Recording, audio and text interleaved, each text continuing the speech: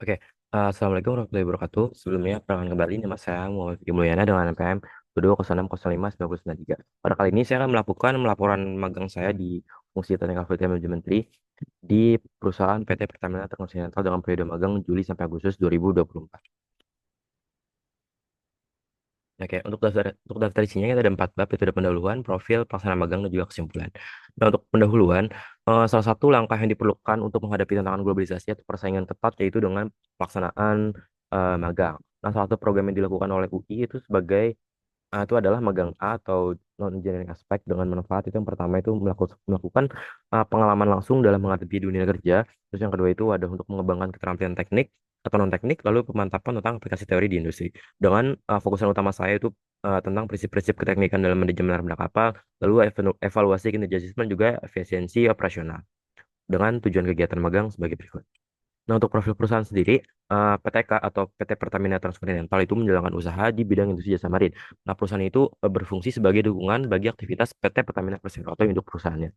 Nah, PTK ini termasuk ke subholding integrated logistik yang dikepalai oleh PT Pertamina International Shipping yang didirikan pada 9 September 1969 di Jakarta dengan nama sebelumnya itu PT Pertamina Tongkang dengan moto Sailing Beyond Border, dan juga PTK memiliki 3 misi. Yang pertama itu penyediaan jasa penyewaan kapal, penyediaan jasa marin, dan juga penyediaan jasa logistik. Nah, PTK ini sudah mengelola lebih dari 100 pelabuhan Pertamina serta 450 armada milik Pertamina dengan berbagai jenis seperti SPOB, super vessel, angkutan BBM, dan lain-lain. Nah, PTK ini mempunyai 3 anak usaha dan 1 joint venture. Yang pertama itu ada PT Marine Engineering, PT Logistik, Marine Solution, dan juga Transition Marine, yang semuanya berkaitan di bidang industri jasa marin. Nah, untuk daerah operasional itu kita ada 3 region dan juga dibagi menjadi 3 fungsi dan juga fleet support. Nah, untuk persebaran itu sendiri di region 1 itu di Sumatera, region 2 itu ada di Jawa, Bali, NTT, dan NTB, dan region 3 ada di Sulawesi, Kalimantan, dan Maluku. Dengan platform operasional itu ada 4, itu JT, Ship to Ship, SPM, dan juga CBM. Nah, untuk segmentasi bisnis itu sebenarnya ada 3 segmentasi bisnis, tapi untuk di TFM itu sendiri kita berfokus di ship related service. Nah, untuk struktur organisasi itu sebagai berikut. Yang pertama itu dikepalai oleh direktur utama, lalu ada komisaris, lalu ada direktur operasional, lalu ada VP Marine Fleet itu Pak Yudi, lalu ada manajer TFM 3 itu mentor saya sendiri, Pak Sadit Hermudiono, dan juga ada tech support di orang-orang di kantor. Jadi ada Mas Bayu, Mas Ananta, Mas Po, Mbak Irma, dan Mbak Rahma. Nah, untuk pelaksanaan magang itu sendiri, eh, kami melaksanakan magang di kantor pusat PTK di Yosudarso yang difokuskan di divisi Technical Fleet dan Manajemen yang disupervisi oleh mentor saya itu sendiri yaitu Pak Sadit selaku manajer TFM 3 yang dilakukan di tempat dan waktu sebagai berikut. Itu tanggalnya itu 1 Juli sampai 31 Juli 2024 dengan waktu hari kerja 40 hari, dan dilaksanakan secara luring atau WFO di kantor pusat PTK di Jalan Laksamana Yosudarso. Nah, untuk pekerjaan-pekerjaan yang saya lakukan itu sendiri, yang pertama itu ada volume management system, lalu ada pengadaan barang dan jasa, dan juga ada TKDN, lalu ada shift rating schedule, shift partikular, dan lain-lain. Dan magang ini dilaksanakan pada hari Senin sampai dengan Jumat atau weekdays dengan jam kerja jam 7 sampai jam 4 sore dengan toleransi keterlambatan maksimal 30 menit. Nah, untuk program magang itu sendiri saya akan melakukan konversi SKS dengan mata kuliah magang A atau non engineering dengan besaran 3 SKS dengan rincian rencana pelaksana magang sebagai berikut. Dengan durasi magang yaitu saya itu kan dari tanggal 1 Juli sampai 30 Agustus 2024 dengan jam kerja 8 jam kerja per hari, dan jumlah kerja itu di total itu sekitar 43 hari. Jadi total beban kerja saya selama magang itu sekitar 344 jam. Dan hal ini sudah memenuhi besaran 3 SKS. Nah, untuk pekerjaan pertama itu ada field monitoring system. Nah, FMS ini merupakan sarana untuk mengoptimalisasi sistem pemantauan bahan bakar dengan memanfaatkan Internet of Things atau IoT. Nah, sebagai latar belakang, 66% dari total biaya pelayanan kapal itu merupakan biaya bahan bakar. Jadi FMS ini digunakan untuk mengidentifikasi peluang dalam meningkatkan efisiensi energi dan juga mengurangi biaya serta untuk menghindari fraud. Karena untuk bahan bakar itu sendiri, untuk di kapal itu sendiri banyak terjadi fraud oleh orang-orang yang oleh oknum. Gitulah. Nah, data-data yang digunakan data-data yang dikoleksi ini akan digunakan untuk kepentingan internal seperti perbandingan kerja atau benchmarking, terus penetapan target untuk bulan dan tahun depan, lalu serta untuk memenuhi persyaratan terkait keberlanjutan. Nah, untuk metodenya itu sendiri dan alat itu sendiri ada 2. Yang pertama itu ada sounding tape. Ini itu dilakukan secara manual oleh kru kapal yang akan dibuat visual dari report tiap harinya. Lalu yang kedua itu ada flometer. Ini merupakan alat yang digunakan pada pipa-pipa kapal untuk mendeteksi berapa aliran eh, bahan bakar pada kapal itu sendiri yang akan dilakukan laporan di website masing-masing kapal. Nah, untuk di PTK itu sendiri, so far itu ada 12 kapal yang sudah terpasang oleh FMS per Agustus 2024. Nah, untuk collecting datanya itu sendiri, untuk data sounding itu tadi kan eh, diukur oleh manual ya, oleh kru kapal. Untuk di office-nya itu sendiri, kita mengkolek data dari website PT Pertamina Pride, lalu login akunnya, lalu kita akan mengkolek VDR atau visual dari report pada masing-masing kapal, lalu memasukkan range tanggalnya, lalu di generate. Untuk data online sebenarnya kurang lebih sama, tapi websitenya itu berbeda karena untuk tiap kapal itu memiliki website yang berbeda untuk terkait view monitoring system ya. Tuh. Nah, untuk data soundingnya itu sendiri, kita tuh harus memperhatikan VDR atau Visual Daily Report pada setiap kapal dengan memperhatikan waktu laporan. Itu sebenarnya terbagi menjadi dua ya. Ada non report dan juga minute report. Nah, untuk non report itu sendiri biasanya tuh dilakukan kapal itu melakukan VDR di jam 12 siang. Kalau minute report itu kapal itu melakukan pelaporan semuanya itu di jam 12 malam. Nah, untuk di sini saya mengambil contoh di kapal SPU Musi yang kemarin saya kerjakan juga. Nah, di bagian ini, section ini merupakan informasi umum pada kapal seperti lokasi, tanggal berlayar, dan juga kecepatan dan kondisi cuaca dan lain-lain. Lalu ada juga current ROB. ROB itu remain on board. Jadi ROB ini merupakan sisa-sisa bahan bakar pada kapal pada pemakaian hari sebelum lapor dibuat. Misalkan di sini kan tanggal 1 Juni.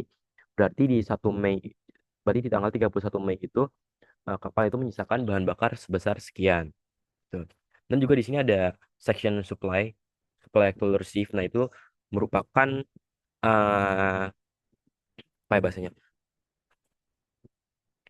Supply ketika kapal itu melakukan bunkering. Bunkering ini misalkan kapal itu akan ditambah bahan bakar pada kapal. Kalau di mobil itu kita menyebutnya seperti isi bensin. Nah, lalu ada juga current consumption rate. Nah, di sini itu sebenarnya sebagai besaran bahan bakar, sebagai besaran seberapa banyak sih konsumsi bahan bakar yang digunakan pada hari tersebut. Tapi di situ juga termasuk ada lubricating oil dan juga fresh water. Nah, jadi setelah data tadi dikumpulkan dan di collect dan juga disusun, lalu akan dianalisis dan juga dibandingkan antara data sounding dan juga data online. Seperti contohnya di sebelah sini. Ini ada data online dan juga data sounding untuk bulan Mei dari tanggal 1 sampai tanggal 30. Di sini fotonya terpotong. Lalu akan dilakukan analisis apakah ada kejanggalan data atau tidak. Nah, di sini so far sih datanya di Trans ke Bangau aman dan lalu akan dibuat data laporan film monitoring per bulan. Nah, berikut merupakan salah satu bentuk kejanggalan pada data yang terdeteksi, yaitu pada kapal Transco Jalak karena data sounding yang dilakukan oleh Creo itu jauh lebih besar dibanding data yang didapatkan oleh Flowmeter. Nah, dari sini tuh kita ini melaporkan kepada kejanggalan ini kita melaporkan kepada ke meter-meter kita itu Pak Sadi dan juga Mas Po biasanya. Lalu dari mereka nanti akan langsung menghubungkan ke kru kapal itu sendiri kenapa datanya seperti itu. Terima kasih, Pak. Nah, selanjutnya itu ada pengadaan barang dan jasa. Ini salah satu aspek yang cukup penting juga.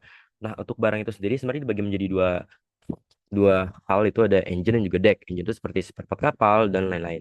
Kalau deck itu sebenarnya sebagai barang-barang yang dibutuhkan sehari-hari di kapal.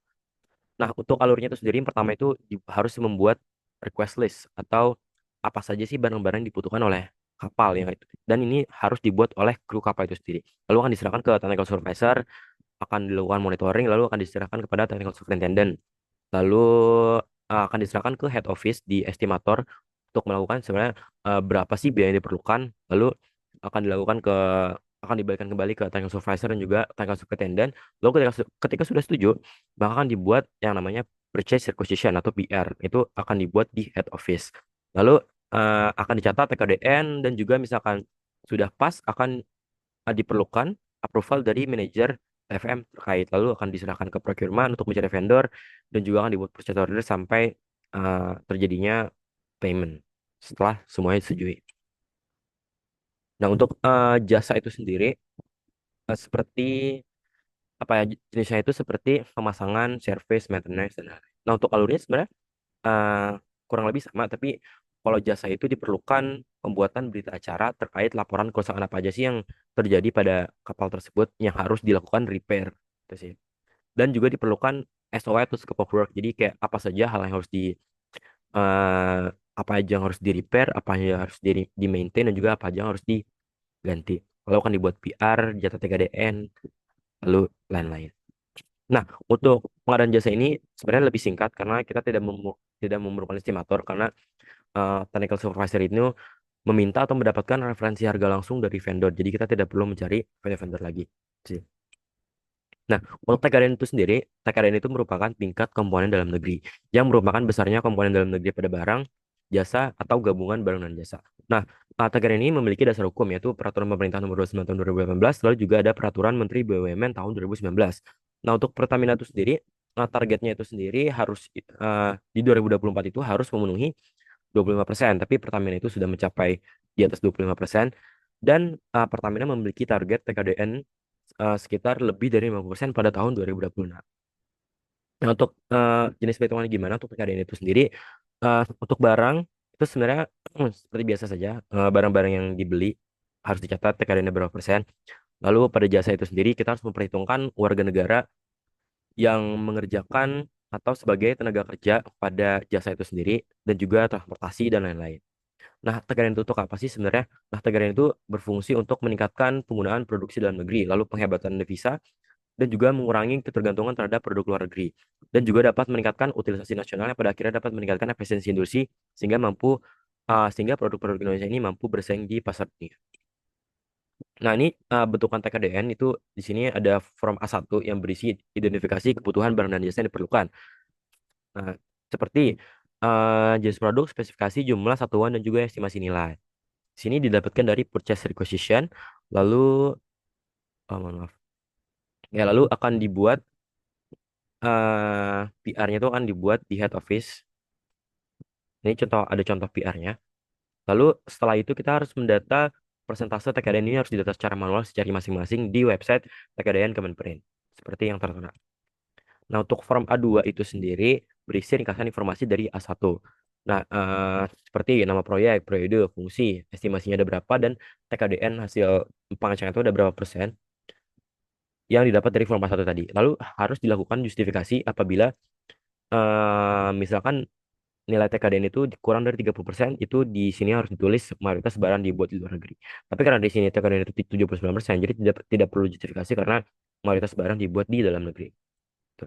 Nah, selanjutnya itu ada vetting inspection. Nah, vetting inspection itu sendiri merupakan kegiatan pemeriksaan kelengkapan dokumen atau sertifikat kapal, dan juga kompetensi kru, dan juga visi kapal apakah kapal tersebut masih layak laut atau tidak. Di sini merupakan terdapat jadwal kegiatan vetting vetting kapal milik TFM3 dari tahun 2024 sampai tahun 2027. Ini pekerjaan yang saya buat sendiri. Nah, secara keseluruhan itu persiapan vetting kapal itu memerlukan waktu persiapan selama 3 bulan sebelum vetting dilaksanakan. Nah, jadi ini studi kasus yang pertama itu misalkan pada contoh ya, pada kapal HT Transco PP3204 harus dilakukan validasi PSA pada tanggal 4 Oktober 2024. Nah, jadi sebelum pelaksanaan vetting itu harus dilakukan. Jadi pelaksanaan vetting kapal itu harus dilakukan 1 bulan sebelum waktu validasi PSA di sini. Misalkan di sini harus 4 Oktober, berarti vetting itu harus dilakukan 1 bulan sebelumnya, which is itu harus dilakukan pada saat 4 September 2024. Nah, sebelum pelaksanaan vetting harus dilakukan pengajuan permohonan vetting. Nah, itu pengajuan pengajuan permintaan vetting ini harus dilakukan 1 bulan sebelum vetting itu dilaksanakan. Nah, sebelum pengajuan permohonan vetting harus dilakukan pre-vetting dulu. Ya, pre-vetting itu sebagai pengecekan eh, kelengkapan dokumen atau hal-hal lain diperlukan sebelum dilakukan vetting. Nah, itu harus dilakukan 1 bulan sebelum pengajuan permohonan vetting. Jadi, in total itu kita memerlukan waktu kurang lebih 3 bulan sebelum vetting dilaksanakan. Nah, selanjutnya ini sebenarnya room of improvement, itu ada TOR dan juga OLC sebagai berkas legal ketika perusahaan itu ingin melakukan transaksi tadi. Ini sebenarnya nyambung ke pengadaan barang dan jasa. Nah, biasanya OLC ini diperlukan ketika perusahaan melakukan transaksi lebih dari 1,5 miliar. Nah, untuk TOR itu sendiri berisi ketentuan umum eh, dan juga syarat-syarat administrasi apa aja sih yang diperlukan ketika melakukan transaksi. Nah, OLC merupakan berupa kontrak atau berisi pokok-pokok perjanjian. Lalu ada juga ship particular. Ship particular ini sebenarnya sebagai informasi kapal-kapal yang dimiliki oleh PTK yang dapat digunakan sebagai katalog untuk masing-masing kapal dan juga berfungsi sebagai informasi mengenai spesifikasi spesifikasi kapal untuk penyewa kapal milik PTK. Jadi ketika ada yang ingin menyewa atau meminjam atau memerlukan jasa dari PTK itu sendiri, kami menyerahkan eh, spesifikasi kapal dari si partikular yang telah kami buat. Itu. Oke. Sekian presentasi dari saya, kurang lebih mohon maaf. Wassalamualaikum warahmatullahi wabarakatuh.